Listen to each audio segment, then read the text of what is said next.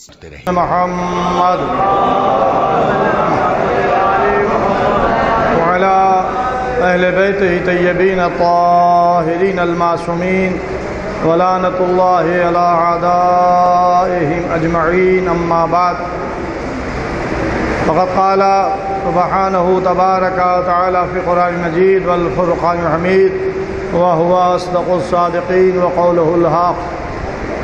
بسم الله الرحمن الرحيم.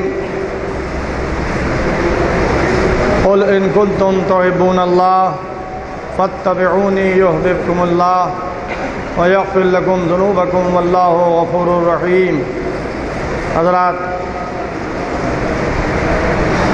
یہ آیت کریمہ جس میں خداوند عالم اپنے حبیب سے ان لوگوں کے نام پیغام کہلوا رہا ہے جو یہ کہا کرتے ہیں کہ ہم اللہ کو دوست رکھتے ہیں، ہم اللہ سے محبت کرتے ہیں. تو اللہ یہ کہہ رہا ہے کہ قل ان کنتم تحبون اللہ، تم ان سے کہہ دو کہ اگر تم اللہ کو دوست رکھتے ہو، اللہ سے محبت کرتے ہو، فاتبعونی، پس تم میرا اتباع کرو، یحببکم اللہ، تاکہ اللہ بھی تمہیں دوست رکھے، اللہ بھی تم سے محبت کرے، ویغفر لکم ذنوبکم، اور تمہارے گناہوں کو معاف کر دے، واللہ غفور رحیم، بے شک اللہ بہت بڑا معاف کرنے والا بھی ہے اور رحم کرنے والا بھی ہے. عزیزوں، پیغمبر صلی اللہ علیہ وآلہ وسلم پر بہت سے اعتراضات ہوتے ہیں. ان اعتراضات میں ایک یہ بھی اعتراض ہے کہ پیغمبر کا عمل بعض وقت کا بربنائے رسالت ہوا کرتا تھا اور بعض وقت کا عمل بربنائے بشریت ہوا کرتا تھا. لیکن اللہ نے قرآن میں پیغمبر کے عمل کی ایسی ٹھوس ذمہ داری لی ہے کہ کسی کو لب کشائی کی ضرورت نہیں ہے. پیغمبر کا عمل بربنائے بشریت اور بربنائے رسالت، یہ تضاد پیدا کیا امت نے. اللہ نے اس کے لیے پہلے ہی انتظام کر دیا کہ دیکھو، اگر میرے حبیب میں کوئی خطا، کوئی بھول، کوئی چوک کا امکان ہوتا تو ہم اتنا بڑا معیار کبھی پیغمبر کی حیات کو قرار نہ دیتے. یہ ہم تمام عالم اسلام کے لیے، تمام مسلمانوں کے لیے اور تمام ان لوگوں کے لیے جو اللہ سے محبت کا دعویٰ کرتے ہیں، کسوٹی قرار دے رہے ہیں، معیار قرار دے رہے ہیں کہ اگر تم اللہ کو دوست رکھتے ہو تو تمہارا یہ دعویٰ صرف زبانی قابل قبول نہیں ہے. دعوی محبت تمہارا ہوگا اور دلیل اور معیار ہمارا پیش کیا جائے گا. اگر تم اس معیار پر اترو گے تو تمہارا دعوی محبت قابل قبول ہے، قابل تسلیم ہے. اور وہ معیار، وہ کسوٹی یہ ہوگی کہ فاتبعونی، تم میرے رسول کا اتباع کرو، میرے رسول کی پیروی کرو، میرے رسول کے نقش قدم پر چلو. تو اب اگر معاذ اللہ پیغمبر کے کیریکٹر میں، پیغمبر کے کردار میں کوئی نقص ہوتا، کوئی عیب ہوتا، کوئی غلط عمل ہوتا تو خداوند عالم اتنا بڑا معیار پیغمبر کی حیات کو قرار نہ دیتا. اب اگر کتابیں لکھنے والوں نے یا راویوں نے یا بعض اصحاب نے جن کے ذریعے سے کردار پیغمبر کی روایات کتابوں میں آئی ہیں اور ظاہر کی کتابیں بھری پڑی ہیں، اور ایسی کتابیں بھری پڑی ہیں کردار رسول سے کہ غیروں کو لب کشائی کا موقع ملا، غیروں کو قلم اٹھانے کا موقع ملا، اور ایسی کتابیں پیغمبر کی اہانت پہ لکھی، تو ظاہر کہ یہ سورس جو تھا وہ مسلمانوں کی حدیثیں تھیں، صحابہ کی حدیثیں تھیں، مسلمانوں کی کتابیں تھیں. تو پیغمبر کی سیرت، پیغمبر کا کردار جو مسلمانوں نے پیش کیا وہ داغدار ہے، وہ عیب ہے، اس میں وہ نقص ہے، لیکن خداوند عالم نے اپنے کلام کے ذریعے سے پیغمبر کے کردار کو باعصمت بنا کر پیش کر دیا کہ میرے حبیب میں کوئی نقص نہیں پایا جاتا، کوئی عیب نہیں پایا جاتا، ان کا کردار پاک و پاکیزہ ہے۔ ایسا کردار اللہ کی نگاہ میں ہے کہ وہ اپنے چاہنے والوں کو پیغمبر کے اتباع کا حکم دے رہا ہے، پیغمبر کے سیرت پر چلنے کا حکم دیا جا رہا ہے کہ اگر تم اللہ کو چاہتے ہو، اللہ کو دوست رکھتے ہو تو فاتبعونی، میرا اتباع کرو، میرے رسول کا اتباع کرو، اس کے نقش قدم پر چلو۔ اور جب تم میرے رسول کا اتباع کرو گے، نقش قدم پر چلو گے، یحببکم اللہ، تو اللہ بھی تمہیں دوست رکھے گا، ویغفر لکم ذنوبکم، اور تمہارے گناہوں کو معاف کر دے گا۔ واللہ غفور الرحیم، بے شک اللہ بہت بڑا معاف کرنے والا اور رحم کرنے والا ہے۔ عزیزوں، عصمت پیغمبر کے لیے قرآن کی یہ آیت اور اس کے بعد کردار معصومین علیہ السلام ہے، یعنی یہ 12 آئینے، 12 کردار، 12 سیرتیں رسول کے بعد، یہ رسول کی سیرت کی جیتی جاگتی تصویر ہے جو رسول کے بعد قدرت نے 12 نمونے پیش کر دیے۔ کسی صحابہ کو رسول کے بعد نمونے عمل نہیں بنایا، کسی صحابہ کی اطاعت کا حکم رسول کی اطاعت کے بعد نہیں دیا، لیکن یہ 12 امام وہ ہیں، 12 معصومین وہ ہیں، 12 جانشین رسول وہ ہیں کہ جن کی اطاعت کا حکم بھی اللہ دے رہا ہے اور جن کی سیرت کو، جن کے کردار کو نمونے عمل بھی قرار دیا جا رہا ہے، کیونکہ انہوں نے رسول کے کردار کو پیش کیا ہے، انہوں نے سیرت رسول کو پیش کیا ہے، انہوں نے رسول کے عمل کو پیش کیا ہے۔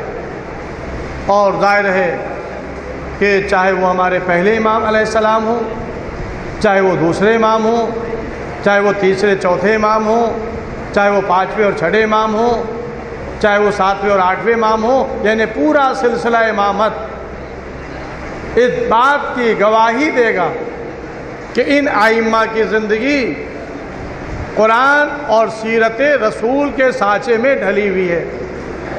میں اس سے پہلے بھی کبھی عرض کر چکا ہوں، آپ دیکھیں سیاست کا نظریہ کیا ہوتا ہے۔ سیاست کا نظریہ یہ ہوتا ہے کہ اقتدار حاصل کرنا، چاہے وہ کسی بھی صورت سے اقتدار مل جائے، جھوٹ بولنا پڑے، پیسہ خرچ کرنا پڑے، لوگوں کو ملانا پڑے، قتل کرنا پڑے، یعنی گناہ اور جرائم کا احساس نہیں ہوتا ہے اقتدار کے حاصل کرنے میں۔ یہ تاریخ گواہ ہے اس بات کی، چاہے وہ بنی امیہ کا دور ہو، بنی عباسیہ کا دور ہو، اور چاہے آج موجودہ دور سیاست کا ہو۔ لیکن اہل بیت علیہ السلام کی سیاست کیا تھی؟ وہ اقتدار نہیں چاہتے تھے، انہیں جب اقتدار دیا جا رہا تھا تب بھی انہوں نے ٹھوکر ماری، وہ اصول کے پابند تھے۔ چنانچہ آپ تاریخ کو اٹھا کر دیکھیں کہ جب خلیفہ دوم زخمی ہوئے ہیں تو انہوں نے باقاعدہ ایک کمیٹی تشکیل کی تھی، یعنی رسول کے بعد پہلے انتخاب ہو گیا، بعد میں انہوں نے نامنیٹ کر دیا کہ یہ میرے بعد خلیفہ ہوگا، لیکن جب تیسری منزل آئی تو شورا بنا دی گئی، ایک کمیٹی بنا دی گئی، اور اس کمیٹی میں مولا کائنات علی بن ابی طالب علیہ السلام کو بھی شامل کیا گیا۔ ہر ایک نے اپنے اپنے اعتبار سے اپنے فضائل و مناقب کو بیان کیا، لیکن مولا کائنات نے اس شورا میں، اس کمیٹی میں اپنی تمام ان فضیلتوں کو بیان کیا جو حیات پیغمبر میں سامنے آ چکی تھیں۔ اب یہاں پر کوئی اتنی فضیلت کا حامل نہیں تھا جتنے مولا کائنات تھے، قرآنی آیات کے اعتبار سے بھی احادیث رسول کے اعتبار سے بھی اور تاریخی واقعات کے اعتبار سے بھی مولا کائنات کے علاوہ کوئی صحابی شورا کا اتنی فضیلتوں کا حامل نہیں تھا۔ لیکن اب مسئلہ کیا ہوا؟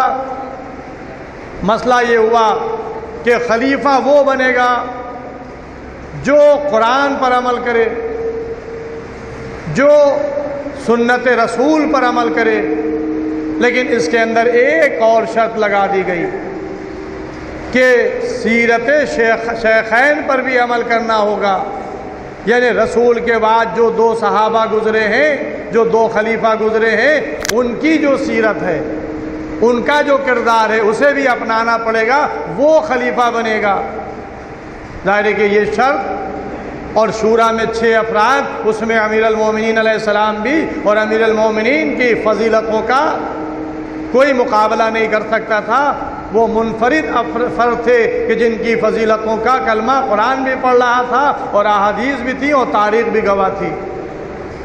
تو اس اعتبار سے مولا کائنات کا کوئی مقابلہ نہیں کر سکتا تھا، لیکن اب شرط یہ پیش کی گئی کہ خلیفہ وہ بنے گا، یہ عہدہ، یہ منصب اسے ملے گا کہ جو قرآن پر عمل کرے، جو سنت رسول پر عمل کرے، اور جو سیرت شیخین پر عمل کرے۔ ظاہر ہے جب امیر المومنین کے سامنے یہ مسئلہ پیش کیا گیا تو آپ نے بالکل دو ٹوک جواب دیا۔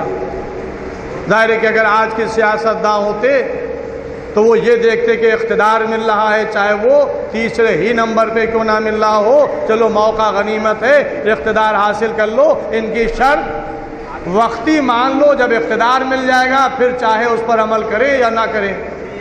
لیکن امیر المومنین نے جواب کیا دیا کہ میں قرآن پر عمل کروں گا، میں سنت رسول پر عمل کروں گا، لیکن سیرت شیخین یہ ہمارے لیے حجت نہیں ہے، اس پر میں عمل نہیں کروں گا۔ یعنی گویا بتا دیا کہ اللہ اور رسول کے بعد اگر کوئی قابل اتباع ہے تو وہ معصوم کی ذات ہے، غیر معصوم جن سے خطائیں سرزد ہوئی ہوں، جن کے سلسلے میں تاریخ نے پورے ریکارڈ کر لی ہوں باتیں کہ کیا کیا ان کے دور اقتدار میں ہوا، امیر المومنین کبھی ان کی سیرت پر عمل کرنے کے لیے آمادہ نہیں ہوگا، بالکل انکار کر دیا۔ اب تاریخ بتاتی ہے کہ یہی مسئلہ خلیفہ سوم کے سامنے پیش کیا گیا، انہوں نے فوراً اسے قبول کر لیا، لہذا آتی ہوئی کا اقتدار، آتی ہوئی حکومت امیر المومنین سے پھر ہٹ گئی اور خلیفہ سوم منتخب کر لیے گئے اور ان کی بیعت ہو گئی۔ تو عزیزو یہ ہے اہل بیت علیہ السلام کا کردار کہ انہوں نے یہ بتایا کہ ہم قرآن کے پابند ہیں، ہم سنت رسول کے پابند ہیں، اور جو قرآن، جس کی سیرت قرآن و سنت رسول کے سانچے میں ڈھلی ہو تو پھر اس کی سیرت اتنی پاک و پاکیزہ ہوگی کہ وہ ہمارے لیے حجت قرار پا سکتی ہے۔ یہ پہلی منزل امامت تھی، اور اس کے بعد پھر آگے آپ دیکھیں ہمارے آپ کے چھٹے امام، امام جعفر صادق علیہ السلام، یہ وہ امام ہیں کہ جن کو کھل کر موقع ملا ہے تبلیغ کا، تفسیر قرآن کرنے کا، سنت نبوی بیان کرنے کا، احادیث رسول بیان کرنے کا۔ کتابوں میں اتنی کثرت کے ساتھ احادیث رسول اس امام کے ذریعے سے آئی ہیں کہ آج غیر اس فقہ کو فقہ جعفری کہنے لگے۔ فقہ جعفری، یہ جعفری مسلک کا ہے، یہ فقہ جعفری پر عمل کرتا ہے، لیکن عزیزوں یہ غور کریں کہ فقہ جعفری کوئی الگ فقہ نہیں ہے، امام صادق علیہ السلام کی فقہ اپنی بنائی ہوئی فقہ نہیں ہے۔ کثرت روایات، نقل روایات کی وجہ سے اس کو فقہ جعفری کہا جانے لگا، اس لیے کہ چھٹے امام کی روایات سب سے زیادہ موجود ہیں۔ ایسا نہیں تھا کہ جیسے اور مسلک سامنے آئے، امام ابو حنیفہ، امام احمد حنبل، امام شافعی، امام مالک، یہ عالم اسلام کے 4 امام فقہ کے موجود ہیں، تو اسی طرح کا کوئی ایک ایسا امام سامنے نہیں آیا کہ چھٹے امام بھی ان کی بھی فقہ ایک الگ ہو۔ نہیں، ان کی فقہ وہی تھی جو اللہ کی فقہ تھی، ان کی فقہ وہی تھی جو رسول نے بتایا تھا۔ اور اس کے بعد تاریخی شواہد موجود ہے کہ امام صادق علیہ السلام کے سامنے جب نعمان، جن کو ابو حنیفہ کہا جاتا ہے، کہ جب سامنے آئے تو امام علیہ السلام نے ایک سوال کیا، اے ابو حنیفہ، میں نے سنا ہے کہ تم قیاس پر فتوے دیتے ہو۔ انہوں نے اقرار کیا کہ بے شک میں ایسا کرتا ہوں۔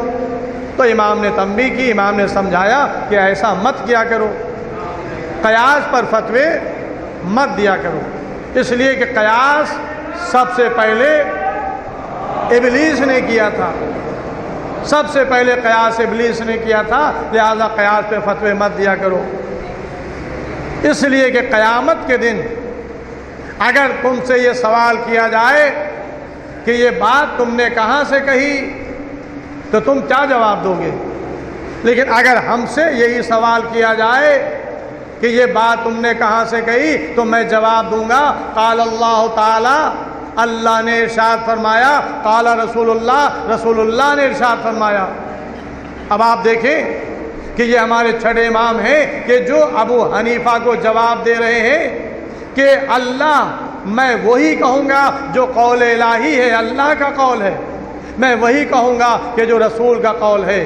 تو یہ ہمارے چھٹے امام علیہ السلام کہ جن کی فقہ کو آج فقہ جعفری کہا جاتا ہے، لیکن حقیقت میں یہ فقہ محمدی ہے، یہ قانون الہی ہے، یہ قانون اور یہ عمل رسول ہے جس کو ہمارے ائمہ نے دنیا کے سامنے پیش کیا۔ تو یہ 12 ائمہ یہ جانشین رسول ہیں، جن کی سیرت، جن کا کردار، جن کا قول، جن کا فعل، یہ سب الہی سانچے میں ڈھلا ہوا ہے۔ ان کی زندگیاں اللہ اور اس کے رسول کے بتائے ہوئے قانون کے مطابق ہیں، اور ہر ائمہ نے ہر زمانے میں، ہر دور میں شریعت کی حفاظت کی ہے۔ اور ظاہر ہے کہ 4-5 منٹ کا وقت ہے، منزل اور آگے بڑھتی ہے۔ ہمارے آپ کے 9ویں امام، امام محمد تقی علیہ السلام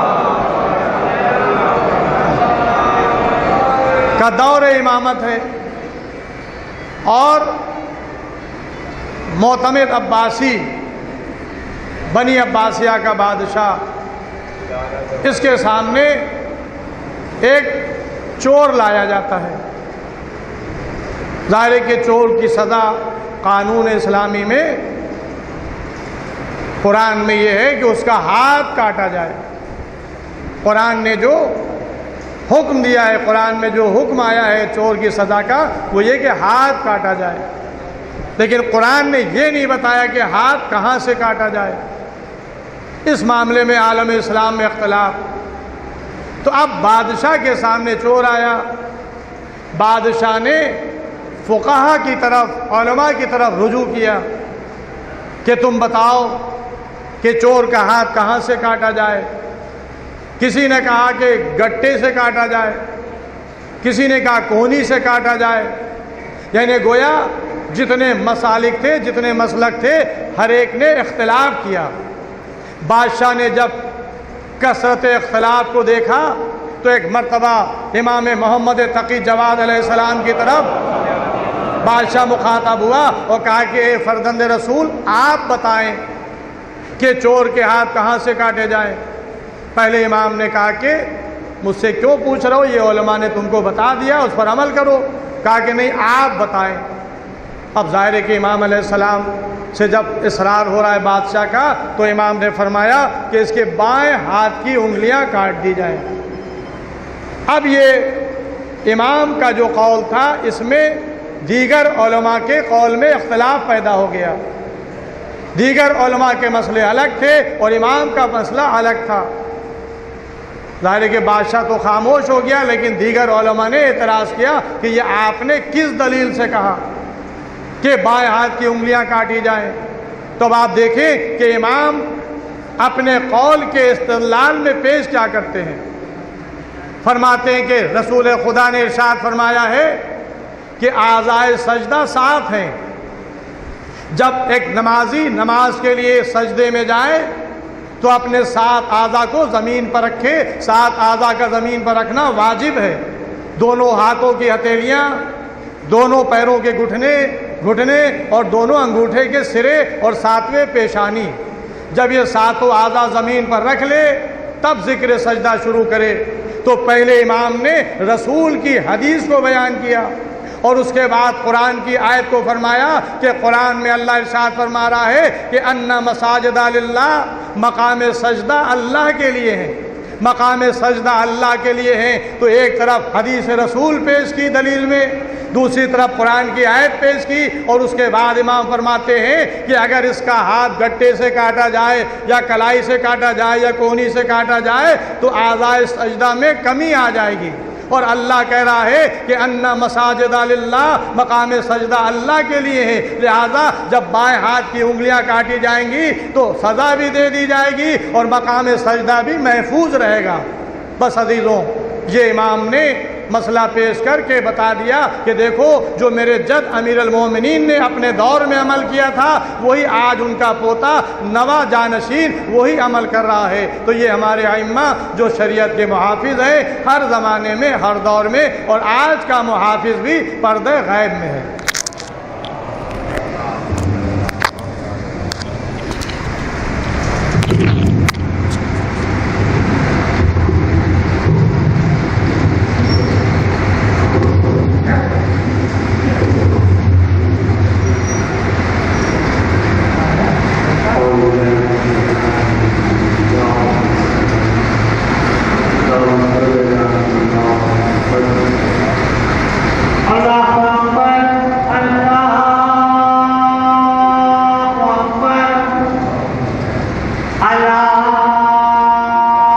بسم الله الرحمن الرحيم